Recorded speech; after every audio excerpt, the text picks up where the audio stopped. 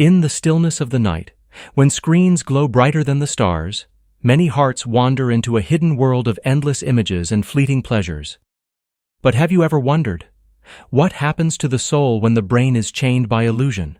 What happens to desire when it no longer springs from love, but from pixels on a screen? Dear listener, tonight we journey together into one of the most urgent questions of our age.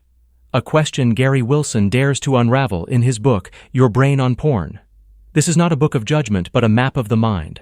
A revelation of how modern technology, with all its seduction, rewires the ancient circuits of our brain. Stay with me, because what you'll hear in the coming moments may change the way you look at yourself, your choices, and your very freedom. 1. The brain's reward system and dopamine. My friend, imagine a compass. One that has guided humanity for thousands of years. This compass lives inside your skull. It's called the reward system. It's what pushes you to eat when you're hungry, to rest when you're tired, to fall in love, to pursue dreams. And at the heart of this compass lies a messenger, dopamine. Now here's the twist. Gary Wilson reveals that pornography does not whisper to this system. It shouts. It hijacks it. Each click, each new video, floods the brain with dopamine surges far beyond what nature ever designed. And the brain, loyal but naive, begins to believe that pixels on a screen are more urgent, more rewarding, more vital than real life itself. Think about that for a moment. The same chemical that once pushed humans to hunt for food, build families, and create civilizations is now being pulled toward endless novelty, endless scrolling, endless craving. And you, dear listener, may not even notice, because the brain doesn't announce, "I'm being rewired." It simply adapts quietly like a river changing its course. 2. Neuroplasticity and addiction. Dear listener, the human brain is not made of stone. It is not fixed like a statue that cannot change. It is alive, more alive than any other organ in your body. This miraculous ability to change is what scientists call neuroplasticity. What does this mean? It means your brain rewires itself based on what you feed it. Every action, every habit, every repeated experience creates new neural pathways, like trails being carved in a forest. Walk the same path often enough, and it becomes easier, smoother, automatic. Now here's where Gary Wilson strikes a chord of urgency. When a person consumes internet pornography frequently, those neural trails become highways. The brain adapts, saying, "This is important, this is survival, let's make it easier to come back here again, and again, and again." But why does this happen so powerfully with porn, more than with other pleasures? Because the internet provides something nature never prepared us for, endless novelty. With one click, you see a new face, a new body, a new scenario. Each newness gives the brain another jolt of dopamine. This is called the Coolidge effect, discovered in animal research. Males exposed to a new mate show renewed sexual excitement, even if they were just satisfied minutes ago. The internet, my friend, is the Coolidge effect on steroids. And the brain, innocent in its design, keeps adapting, rewiring itself to crave not intimacy, not love, not connection, but novelty itself. And here lies the heart of addiction. Addiction is not simply liking something too much. It is the brain reorganizing itself so that chasing the substance, whether it's alcohol, cocaine, gambling, or pornography, becomes the priority above all else. Science backs this. Brain scans of heavy pornography users show patterns eerily similar to those of drug addicts. Areas linked to motivation, willpower, and decision-making shrink in activity, while craving circuits light up like fireworks. Pause with me here. Imagine the tragedy. The brain, designed to guide you toward a fulfilling life, can be reprogrammed to chase shadows on a screen. But here's the silver lining. Because the brain is plastic, what was wired in can also be rewired out. Recovery is possible. Healing is real. And many who stepped out of this maze testify to the rebirth of clarity, energy, and joy. My friend, this is the lesson of neuroplasticity. Your brain is your ally, but it learns what you teach it, whether consciously or unconsciously. 3. The illusion of escalation. Dear listener, imagine a thirsty traveler who begins with a sip of water. At first, it satisfies him, but the more he drinks, the less refreshing it feels. He needs more, colder, sweeter, stronger, until ordinary water no longer quenches his thirst. This is exactly what happens with pornography consumption. Gary Wilson explains that the brain, when exposed to repeated floods of dopamine, becomes desensitized. That means what once felt exciting becomes ordinary, dull, unsatisfying. The user thinks, maybe I need something new, something more intense. This is the trap of escalation. A person who began with mild, even harmless material finds themselves drifting into genres they never imagined. Curiosity mixes with compulsion, and the search for stronger stimulation becomes endless. And here lies the cruel irony. It's not that the person wants more extreme content. It's that their brain needs it to feel the same old rush. Science echoes this. Just as drug users often increase dosage to chase the high, heavy pornography users escalate into more shocking or bizarre categories. Brain imaging studies confirm this desensitization. Natural pleasures like food, relationships, or even achievement pale, compared to the artificial thrill of novelty online. But escalation doesn't stop at the screen. For some, it leaks into real life. Difficulties forming relationships, unrealistic expectations of partners, a deep sense of dissatisfaction with reality compared to fantasy. And here we must pause, dear friend. Ask yourself, when the imagination is constantly overstimulated, what happens to the simple joys of life, a genuine smile, a tender touch, a loving gaze? They lose their glow. Gary Wilson warns us that this cycle of escalation is not a personal weakness, it's a neurological process. And once you understand it, you can fight it. You can say, no, I will not let my brain be hijacked. I will reclaim my ability to enjoy the real, the simple, the human. Listener, this is the sobering truth of escalation. A silent thief that steals joy drop by drop until nothing feels enough.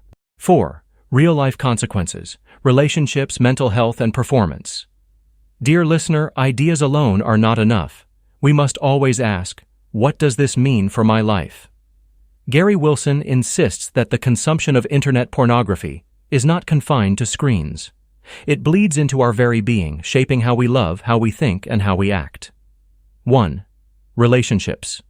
Many partners of heavy pornography users report feelings of betrayal, inadequacy, or invisibility. Why?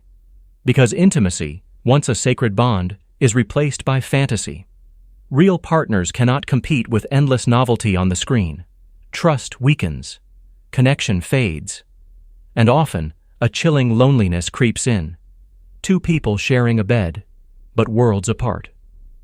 Wilson cites research showing that heavy use can impair sexual satisfaction and is linked to an alarming rise in porn-induced erectile dysfunction, PIED.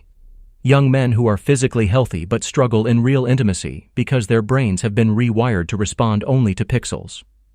2. Mental health. The consequences reach deeper. Rates of anxiety, depression, and social withdrawal are significantly higher among heavy users. Why? Because the constant cycle of overstimulation and shame corrodes self-esteem. Dopamine crashes leave the brain exhausted. Feelings of guilt and secrecy isolate individuals further. And the endless search for novelty creates restlessness, a gnawing hunger that is never satisfied. The tragedy is not just in the brain chemistry, it is in the soul. A person who once sought escape now feels trapped. 3. Performance and motivation. Perhaps most overlooked is how pornography saps motivation. Academic performance drops, productivity suffers, dreams and goals are postponed. Why? Because the brain begins to associate effort with boredom and instant pleasure with reward. Why climb a mountain when a click can give you fireworks? The will weakens, the fire dims, and life's greatest ambitions are quietly abandoned. And yet, Gary Wilson reminds us, this is not a hopeless story. These consequences are not irreversible. Just as habits can break us, they can also make us. Many who have stepped away testify to renewed energy, restored relationships, and a profound return of joy. So, my dear listener, remember this truth. The consequences of porn addiction are not just digital, they are emotional, relational, and existential. 5. The path to recovery. Rewiring the brain and reclaiming life. Dear listener, after all the darkness we've explored, the rewiring, the escalation, the consequences, here comes the light. Gary Wilson is not here to condemn. He is here to awaken hope. And hope begins with this truth. The brain that was wired into addiction can be rewired into freedom. 1. The power of abstinence. The reboot recovery starts with what many call a reboot. It is a period of abstaining from pornography to allow the brain to reset. At first, it is not easy. Some experience withdrawal, mood swings, fatigue, even cravings. Some feel flat. This is called the flat line, when the brain is rebalancing its dopamine system. But this is not the end. It is the healing process. Slowly, the brain awakens, like soil recovering after a drought. Natural pleasures, laughter, music, human touch, begin to feel rich again. 2.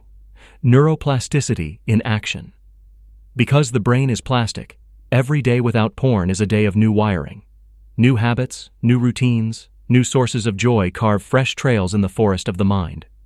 Many report more motivation, improved focus, a return of energy and creativity.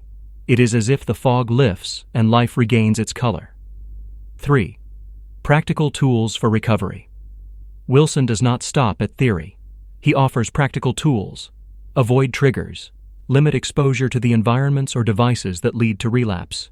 Replace, don't just remove. Fill the void with positive habits. Exercise, meditation, learning, meaningful social connections.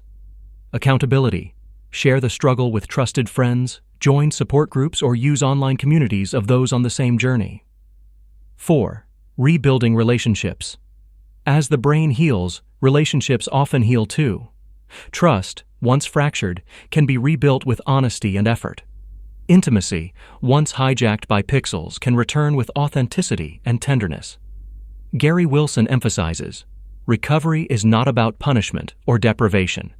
It is about liberation, reclaiming your own brain, your own joy, your own humanity. Dear friend, the message is clear. You are not your past habits. You are not your cravings. You are not defined by your addiction. The same brain that was trapped can be transformed. And in that transformation lies not only healing, but a rebirth of possibility. Dear listener, we have traveled together through the hidden chambers of the brain, guided by Gary Wilson's voice of science and wisdom. What have we discovered? We began with the nature of addiction, understanding how internet pornography hijacks the brain's reward system through dopamine. We saw how neuroplasticity, that gift of adaptation, can become a curse when novelty is endless, carving highways of craving that lead to compulsion. We uncovered the illusion of escalation, where ordinary is never enough, and the search for stronger stimulation steals the soul's ability to enjoy the simple and the real. We confronted the real-life consequences: relationships strained, intimacy broken, mental health weakened, motivation eroded. And yet amid all this darkness we found a shining truth. The path to recovery exists. Through abstinence, through patience, through new habits and honest connections, the brain can be rewired. Life can regain its sparkle. Love can be restored. Joy can return. Gary Wilson's message is not condemnation.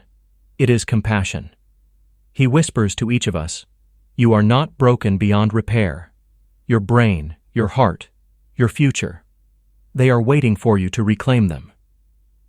So, my friend, if you find yourself somewhere on this path, whether at the beginning of awareness, in the struggle of recovery, or in the victory of renewal, know that you are not alone.